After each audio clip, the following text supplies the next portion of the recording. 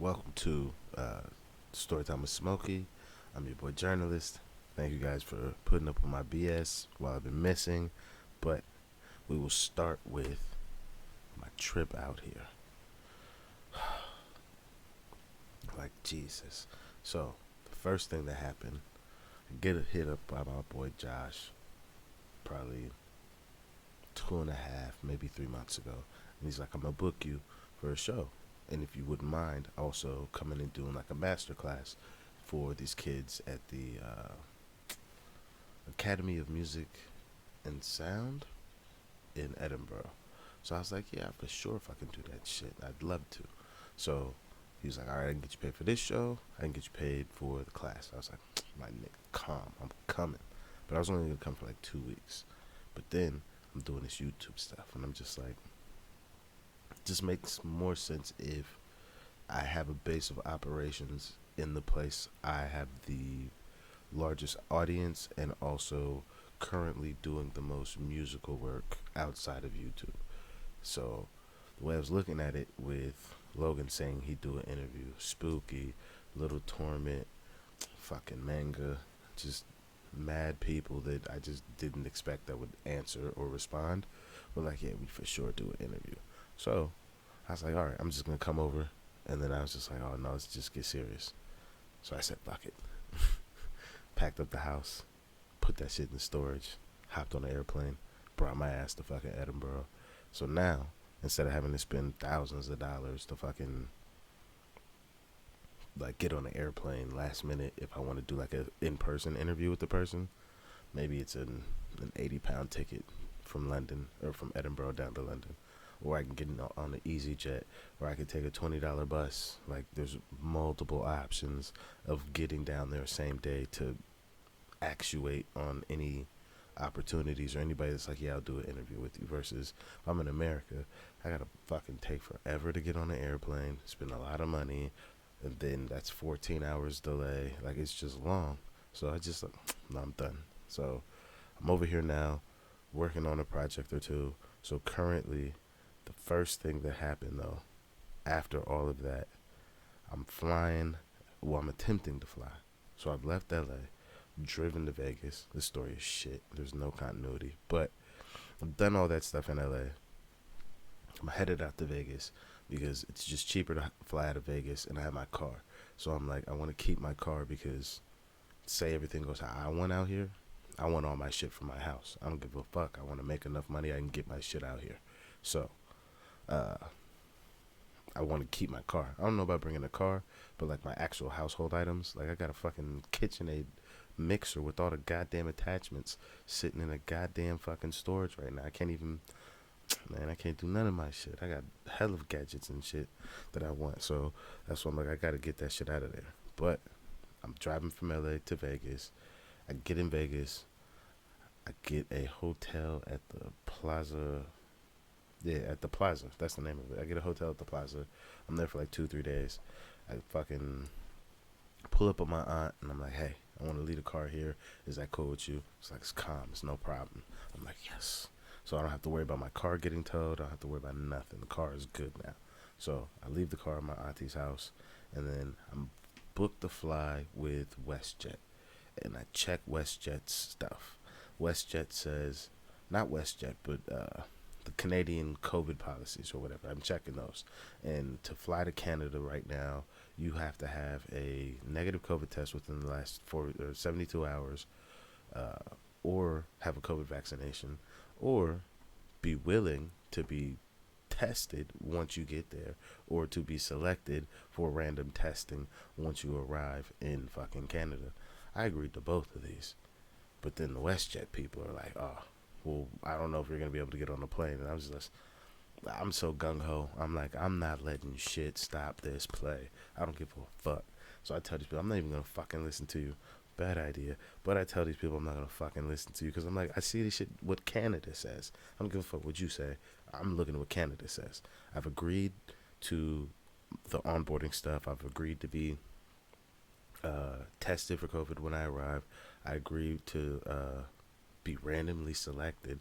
Like, the fuck? Like, let me over. So I was just using them for a layover. So this is why it's even more stupid. But this is what happens. I tell the check-in stand, like, yo, fuck y'all, I'm just gonna go. I already got my boarding pass. Like, I'm good. I can go back there. I'll just try and finesse on the plane. So I get to the actual gate, though, and this small little Asian lady is just like, where's your stuff? And then I give her the thing. And she's like, but you don't have a COVID thing. And I'm just like, I don't need one. And she's like, no, you do. We're not going to let you on the plane without it. I'm like, what? And I'm like, I show her on the phone, like, hey, this is exactly what your guys' shit says. Like, I should be able to get on here. She's like, yeah, no, if you don't have it, you can't get on the plane. Now, anybody watching this is not from America. I've learned that you don't argue with the gate staff or really fucking anybody in the airport. You see me in the airport, you got it, buddy. You got it. I'm not about to catch no felonies in this bitch. So I wanted to flash on the lady, but I was just like, nah. Like, snapping on her is not going to get me on this plane. It's not going to help me. So I just go straight back to the hotel, get another fucking day at the hotel, and then I call my credit card company. And I'm like, yo, these motherfuckers didn't let me on the plane, yada, yada, yada. Like, just some arbitrary policy. It's not even a policy like on WestJet. So my credit card company gives me my money back for my ticket. I get another ticket for the very next day, but this one costs $300 more than the last one, but it's still calm because it's really less than what I paid the first time I went out there, and I was only getting a one way because shit, we was making it happen. So I get that ticket and I go, but this time I have to fly from Vegas to Dallas, Dallas to DC, DC to Edinburgh. That's how I finally get out here. So the video you guys saw before was me in DC before my actual flight across the Atlantic. And boy, that was a hectic trip. Because getting out of Vegas, super calm. I could have had all kinds of sorts of ignorance in my fucking luggage. No problems. I get into Dallas. These boys fucking... Can I show this shit to you guys without fucking my shit up? There. So this is like my old... Like, I've had this since I was in fucking music school. Like, this is the one they gave us in music school. I'm still using this motherfucker for some shit. But that's like my little road baby. Like,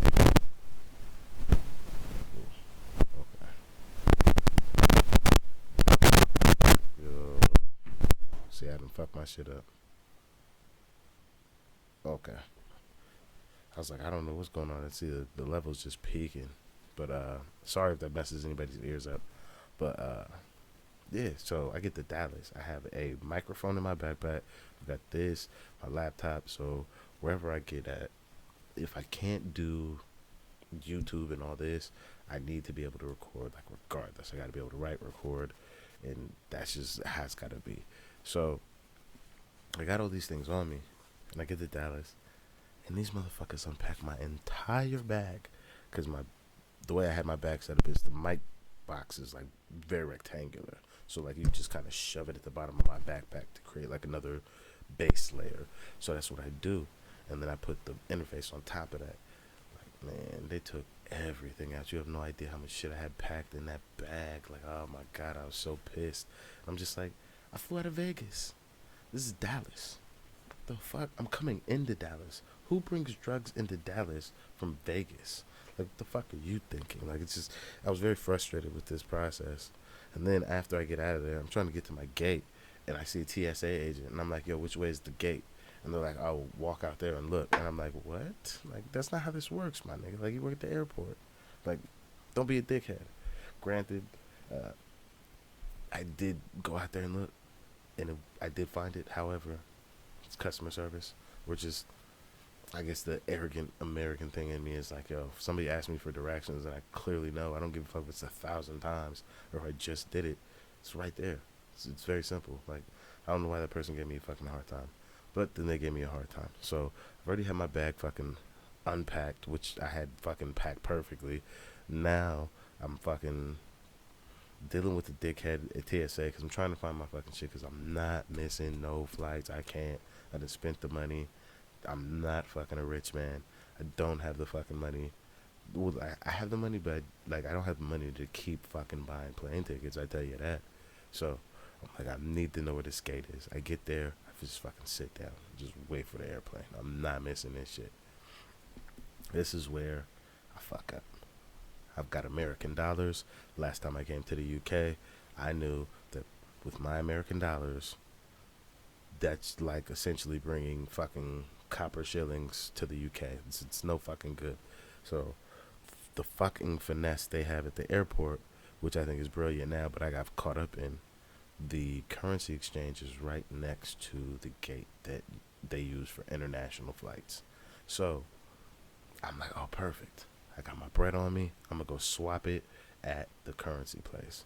Firstly, if you've got American money, if the fee is not that much, the finesse here, though, Americans going overseas, switch your shit to euros first. And if the fees aren't that much, you're not going to lose a lot in the conversion of US dollars to euros. And then, again, the fee of transaction. If you're going to lose less than $10 for 2 transactions, it's totally worth it, because I gave that lady $1,000 and she gave me like $6.45 back, and I wanted to reach across the counter on her ass. I was like, you've stolen from me. This is ridiculous. So the hustle, though, for American dollars is American dollars into euros, euros into pounds. This will be the cheapest flow of currency conversion you can have with the current rates. If you were thinking about coming to the UK or just flying abroad anywhere, that's going to take either a euro or a pound. But I got fucked, because I was like, oh, I got 1,000. I'm up. I give her that money. That shit turns into the fucking plastic shit. Like, the fucker. This plastic money is just, it's ignorant. It's ignorant. But I do like certain features on there. Like there's Braille for people that are blind. We don't have that shit in America. The notes are sized to kind of be like in line with whatever that's supposed to be, which is kind of cool. But then as an American, where all my money is just the same size, I like it a little bit better that it is all the same size. But I do kind of get why we have the different sizes. And then it's not normal length of like a paper dollar. So the fact it's a little bit shorter, and sometimes it can be like fatter. I'm just like, this is fucking monopoly money. Or fucking, I'll spend money out here, and they just give me all this change. Like it's, the fact that I have, like, granted we have like the Sacagawea dollar in America, but like you guys got dollar coins, $2 coins, and I'm just like, the what is it? The 10 pence is smaller than the 20 pence. I'm just like, no, I guess that's supposed to make sense. No, the 20 pence is smaller than the 10 pence. And I'm just like, this doesn't make sense. And then your nickels look like dimes. Your dimes look like nickels. No, wait. The nickels look like dimes. Dimes look like nickels. I think I got that right. If not, you guys will figure it out if you spend pounds. So it's just a whole bunch of just events just fucking my entire trip up. But not really. But then I finally get to Edinburgh, and then this is where the problems start. Well, not even the problems, just, again, I thought I knew more about this place being here once, only for like maybe 2 days to shoot a video. But I take the bus from the airport to Princess Street in Edinburgh, and I'm like, oh yeah, I'm up. I'm back in city center. I know where I'm at. I know how to walk around, but I got all my luggage and shit with me. And I'm like, oh yeah, bro. I call my boy. I'm like, I'm here. I made it. This nigga's like, where you at? I'm like, I'm on Princess Street. And this nigga says, fuck. I'm like, why? What's wrong? He's like, boy, do you know how far that is from my house? I'm like, it's nothing. I'm gonna walk. He's like, no, the fuck, you're not. Oh, man. I had no idea how far I was. I tried to walk, actually, but then I started walking in the wrong direction. So I had to call a black taxi.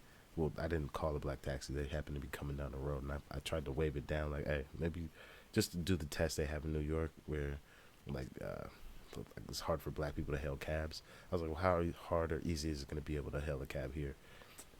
That man bent the corner like, hold up, nigga, let me get this. So he bent the corner for me, picked me up, and then took me to Lee. And I was like, oh man, if I had tried to walk from Princess Street to Lee with my bags, I'd be dead somewhere in the street. Also, when I showed up, the strike was still going on. The trashman strike. I don't know if them folks got paid, but they deserve to get paid. I would like to give a disclaimer to anybody that's thinking about coming to Edinburgh. If you had seen that and you thought like, oh, that's terrible, it's trash out here. One, you're a dickhead. You should have known there was a fucking protest going on. Somebody would have told you that, but they didn't. Now you know. So stop being a dickhead. Don't blame these people. But three, after the fucking shit was over, they picked all that shit up, and it looks exactly how it looked the last time I was here. Just a pretty ass place with old ass buildings, and either very minimal or no litter, and the trash is not overflowing. And don't let those fucking news reports like make you think anything else. I'm trying to tell you on the ground. Uh, okay, so I've made it all the way from Vegas, all the way here. Leave. Da, da, da, da. That's my trip. It was crazy. Uh,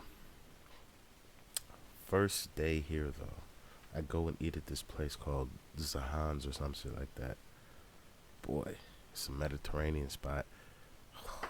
It's off a shore and something. I don't know what that the cross street is. Shore runs like this, and then there's another street that runs like this.